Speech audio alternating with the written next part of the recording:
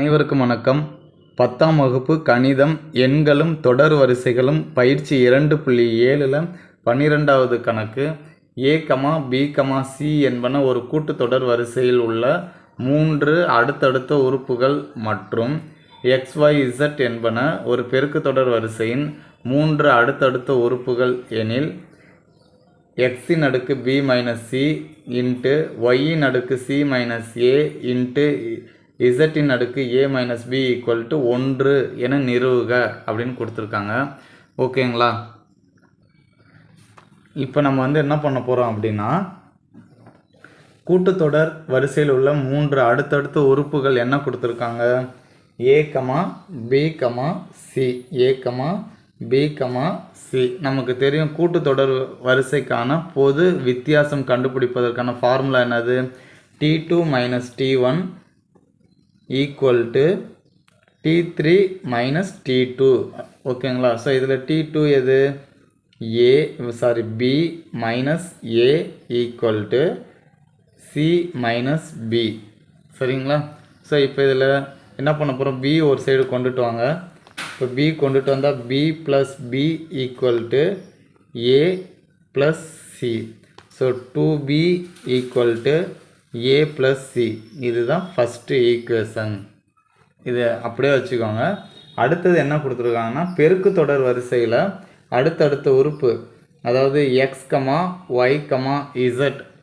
சரிங்களா? தொடர்ச்சியான 3 உறுப்புகளை கொடுத்துருக்காங்க பெருக்கு தொடர் வரிசையில்.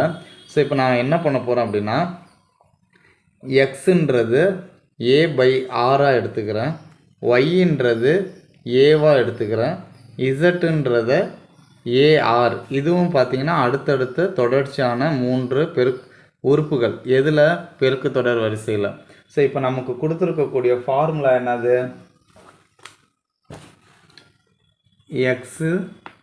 எக்ஸின் அடுக்கு b மைனஸ் சி இன்ட்டு ஒய்யின் அடுக்கு சி மைனஸ் ஏ இன்ட்டு இசட்டின் அடுக்கு ஏ மைனஸ் பி ஈக்குவல் டு 1 அப்படின்னு நம்மளை நிரூபிக்க சொல்கிறாங்க.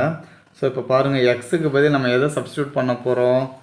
a பை ஆர் அடுக்கு b மைனஸ் சி. ஒய்க்கு பதில் a போட்டுக்கிறேன், ஏயின் அடுக்கு c மைனஸ் ஏ. இசட்டுக்கு பதில் ஏஆர், a மைனஸ் b. ஓகேங்களா? ஸோ இப்போ a எல்லாத்தையும் தனித்தனியாக எழுதிக்கோங்க. ஏயின் அடுக்கு b மைனஸ் சி, ஆரின் அடுக்கு b மைனஸ் சி, ஏயின் அடுக்கு c மைனஸ் ஏ இன்ட்டு ஏயின் அடுக்கு a மைனஸ் b, ஆரின் அடுக்கு a மைனஸ் b. சரிங்களா? ஸோ இப்போ நமக்கு ஒரு ஃபார்முலா தெரியும். ஏயின் அடுக்கு m இன்ட்டு ஏயின் அடுக்கு n அப்படின்னா அடுக்கு. இப்போ ஏஸ் சமமாக இருக்குது, அடிமானம். அப்போ மேலே என்ன பண்ணிக்கலாம்? கூட்டிக்கலாம். ஓகேங்களா?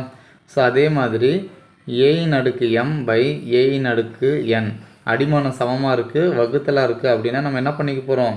கழிச்சிக்க போகிறோம். ஸோ இந்த ஃபார்முலாவை தான் நம்ம இங்கே யூஸ் பண்ண போகிறோம். அப்போ அடிமானம் சமமாக இருக்கிறதெல்லாம் ஒன்றா எழுதிக்கோங்க. ஏயின் அடுக்கு b மைனஸ் சி கூட்டல் c மைனஸ் ஏ கூட்டல் a மைனஸ் b. இது முடிச்சிட்டோமா? அடுத்தது இன்ட்டு ஆரின் அடுக்கு, இங்கே என்ன இருக்குது? a minus b. இது எதில் இருக்குது? வகுத்தலில் இருக்குது. அப்போது நம்ம என்ன பண்ணுவோம்? மைனஸ் பண்ண போகிறோம். Minus b plus c. இப்போ plus b minus b cancel ஆகிடும். Minus c plus c minus a plus a cancel ஆகிடுச்சு. அடுத்தது இங்கே என்ன வந்துடுது? ஏயின் அடுக்கு 0. அடுத்து 6, a எழுதிக்கோங்க. 2b minus minus minus 2b plus c. நம்ம ஏற்கனவே 2b உடைய மதிப்பை கண்டுபிடிச்சிருக்கோம். என்னன்னு கண்டுபிடிச்சிருக்கோம்? a plus c. அதை நான் இங்கே பிரதியிட போகிறேன். a மைனஸ் இருக்குனால மைனஸ் a மைனஸ் c கூட்டல் c. இப்போ இதையும் கேன்சல் பண்ணலாமா? ப்ளஸ் ஏக்கு மைனஸ் a, ப்ளஸ் சிக்கு மைனஸ் c கேன்சல் பண்ணால் ஏயின் அடுக்கு 0, ஆரின் அடுக்கு 0. அடுக்கில் 0 இருந்தால் அதனுடைய மதிப்பு என்னது? 1. 1. இப்போ இது என்ன கண்டுபிடிச்சிட்டோம்? 1. நம்மளை என்ன ப்ரூஃப் பண்ண சொன்னாங்க? 1ன்னு ப்ரூஃப் பண்ண சொன்னாங்க. நம்ம 1 கொண்டுட்டு வந்துட்டோம். ஓகேங்களா? உங்களுக்கு இந்த சம்மில் ஏதாவது டவுட் இருந்தால் கமெண்ட் பாக்ஸில் கமெண்ட் பண்ணுங்கள். நீங்கள் இன்னும் நம்ம சேனலை சப்ஸ்கிரைப் பண்ணாமல் இருந்தால் கண்டிப்பாக ஒரு சப்ஸ்கிரைப் பண்ணிக்கோங்க. தேங்க்ஸ் ஃபார் வாட்சிங். Now thank you to all.